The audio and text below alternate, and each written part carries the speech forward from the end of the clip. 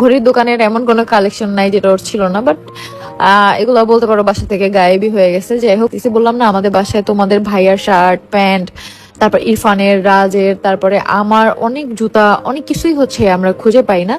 তো এগুলা হচ্ছে ছেড়ে দিছি, দাবি ছেড়ে দিছি। কিছু কিছু জিনিস খুব প্রিয়, এমনও জুতা আছে যেগুলো হচ্ছে আমি কিনি নাই, আমাকে কিনে দেওয়া হয়েছিল, গিফট করা হয়েছিল, বাট আমি একদিনও পরি নাই। এরকম অনেক জুতা ছিল যেগুলো মনে পড়ে আমার আগের ভিডিওগুলো দেখলে যে এই জুতাটা কোথায়, জুতাটা আমাকে গিফট করছিল তোমাদের ভাইয়া বা অন্য কেউ। সেই জুতাটা তো আমি পরি নাই আর বাসায়ও কোথাও পাই নাই। যাই হোক, ওগুলা যতই আমি মনে করি তোমাদের ভাইয়া বলে যে থাক বাদ দাও, যেটা গেছে গেছে, এর থেকে বেশি তোমাকে কিনে দিব, যা গেছে গেছে ওটার দাবি ছেড়ে দাও, ওটা তোমার রিজিকে নাই, তাই ওটা হারাই গেছে। যাই হোক, এখন হচ্ছে দেখো শেষ পর্যন্ত আখিকে চোর বলা পর্যন্ত ছাড়লো না তিশা। আখি আর মুক্তা বাসা ছেড়ে চলে আসার পর থেকে তিশার বাসার অনেক জিনিসপত্রই খুঁজে পাচ্ছে না। তাহলে বোঝাই যাচ্ছে তিশার বাসার সব জিনিসপত্র আখি আর মুক্তা চুরি করে নিয়ে আসছে। এমনই কিন্তু বোঝাতে চেয়েছিল তিশা।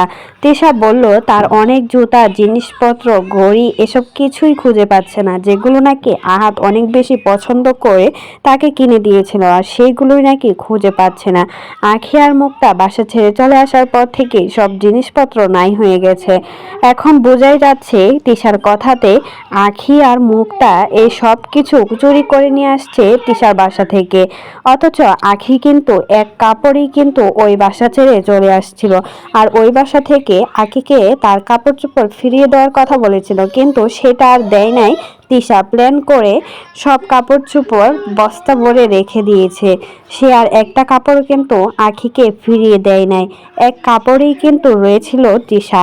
মুক্তা বলেছে মুক্তা নাকি কোনো কিছুই নিয়ে আসতে পারেনি ওই বাসা থেকে, বেতনটা পর্যন্ত মুক্তাকে দেওয়া হয় না। যে বেতন নাকি তাদের কাছে এখনো মুক্তা পায়, তাহলে তাদের বাসার জিনিসপত্র কে নেয়? যত সব বিউ ব্যবসার জন্য কিন্তু আখি আর মুক্তার উপর রীতিমতো দোষারোপ করছে তিশা। তিশা কিন্তু বিয়ের জন্যই আখির নাম নিয়ে সবসময় কথা বলে। তো এই বিষয়ে যদি আপনাদের কোনো মতামত থাকে সেটা কিন্তু অবশ্যই আমাদের কমেন্ট বক্সে জানাতে অবশ্যই কিন্তু বলবেন না।